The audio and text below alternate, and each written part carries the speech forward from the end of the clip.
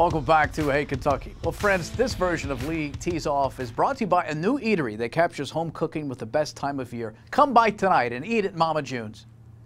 Orange bike usage tees me off. There's this company called Spin, and they're doing a marketing campaign that gives everyone in Lexington access to cheap bipedal transportation, and that's nice and all. But unfortunately, some of the folks using the program are morons, ruining it for everybody else. When you're done with your orange Tennessee volunteer bike, would it kill you to put it up in a respectful manner out of the way of old ladies and drunk party goers? They're just destined to trip over them. Are you that lazy that you can't move it 3 feet out of the way even though you just ride it for 4 miles for a daggone $1? This teases me off too. It's so fun having this wild and crazy season of undefeated football, but it just amplifies the bipolar nature of the Kentucky Wildcat fan base. Yes, we are in uncharted waters when it comes to football being unbeaten in the SEC. But let's try to find balance in our universe.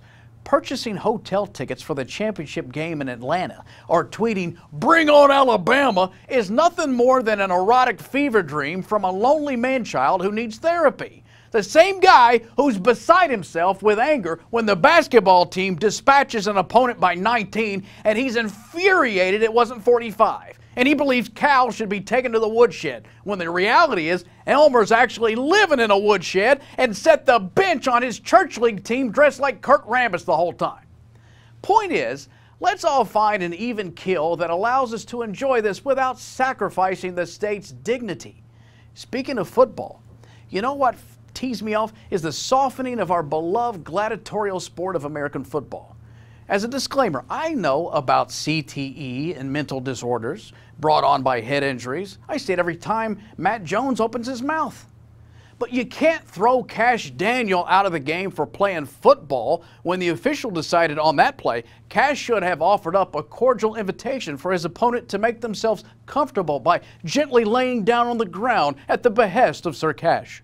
Or 2 weeks ago, did you see this? Clay Matthews of the Green Bay Packers played football with the opposing quarterback, but the official believed he should have done a Conway Twitty and laid him down and softly whisper pretty love words in your ear hole, lay him down and tell you all the things a quarterback loves to hear.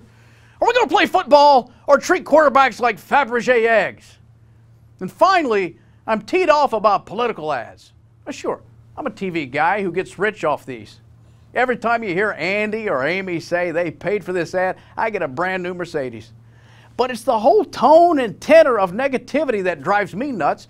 Sure, they try to make it nice in the beginning with Andy sitting on a hay bale with a big goofy grin, or Amy reminding anything with a pulse that she was a fighter pilot, but I think they protest too much.